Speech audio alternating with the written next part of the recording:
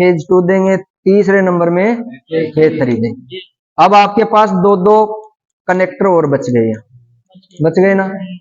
पहले ITI DK sir YouTube channel पर आप सभी प्रशिक्षणार्थियों का हार्दिक स्वागत है।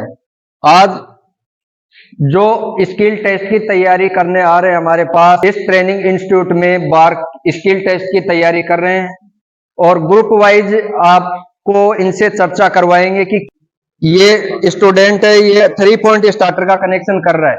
3 point starter DC shunt motor को चलाने के लिए उपयोग में लिया जाता है।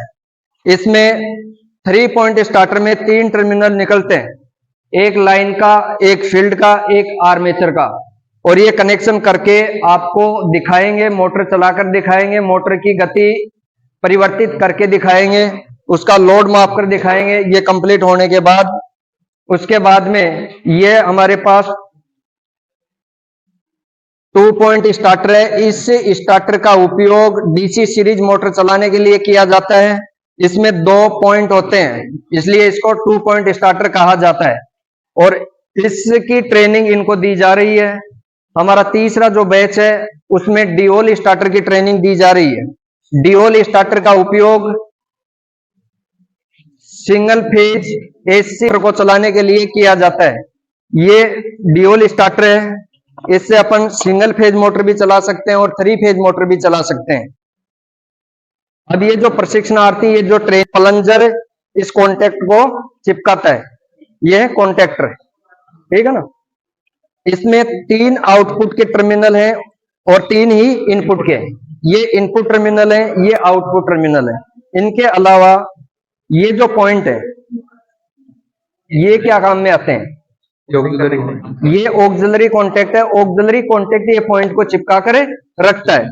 एक होता है इसमें ऑन पुश बटन, एक होता है ऑफ पुश बटन। तो इसका कनेक्शन प्रोसेस क्या है? सबसे पहले सप्लाई हम एनबीसी के सीरीज में लगाते हैं। माइक लेके आओ उधर से, एक माइक पड़ा है। आपको ये ट्रेनेज इस डिओल स्टार्टर के कनेक्शन करके दिखाएगा, और उसके बाद में आपको डिओल स्टार्टर से सिंगल फेज मोटर चलाकर दिखाएंगे। सिंगल फेज मोटर के कनेक्शन भी करके दिखाएंगे आपको किस प्रकार सिंगल फेज मोटर के कनेक्शन इस डिओल स्टार्टर से होते हैं। तो आप ये बताइए कि इसका कनेक्शन कैसे क्या होता है? इसका कनेक्शन ये पहले हमें ओवरलोड रिले, इसको बोलते हैं ओवरलोड रिले, OLC। यहाँ इनपुट करेंगे सप्लाई, यहाँ टर्मिनल है, दिखा दो।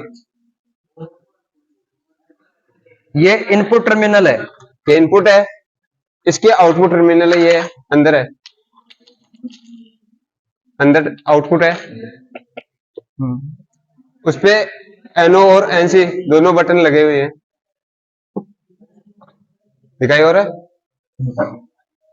ये क्या लगा हुआ है इसमें? NC। NC का मतलब है नॉर्मली क्लोज, NO का मतलब है नॉर्मली ओपन। ओपन क्यों होता है? ओपन क्यों बोला जाता है? नॉर्मली ओपन होता है, ये ओपन ही रहता है। इस मोटर को जब स्टार्ट करेंगे तो इसको दबाएंगे तब सर्किट पूरा होगा। वैसे ये बटन कौन सा है? On push.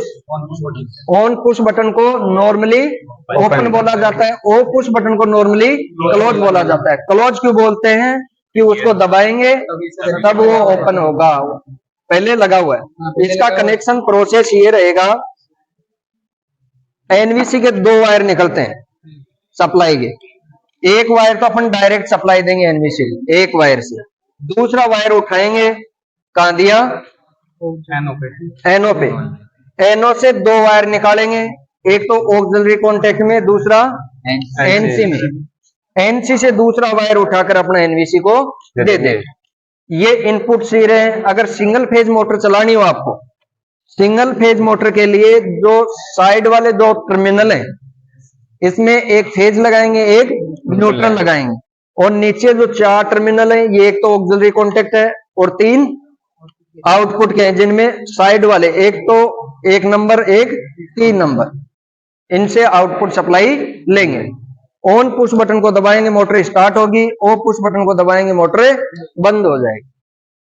आ गई बात समझ में? ये इसकी प्रोसेस है। अगर इससे 3 फेज मोटर चलाना हो तो 3 टर्मिनल ऊपर हैं और 3 टर्मिनल नीचे हैं। इनसे आउटपुट वायर निकालेंगे, 3 फेज मोटर को आसानी से चला सकते हैं। लेकिन 3 फेज मोटर डेल्टा कंडीशन में चलेगी, स्टार में इससे नहीं चलेगी, डायरेक्ट किस में चलेगी, डेल्टा में। और 3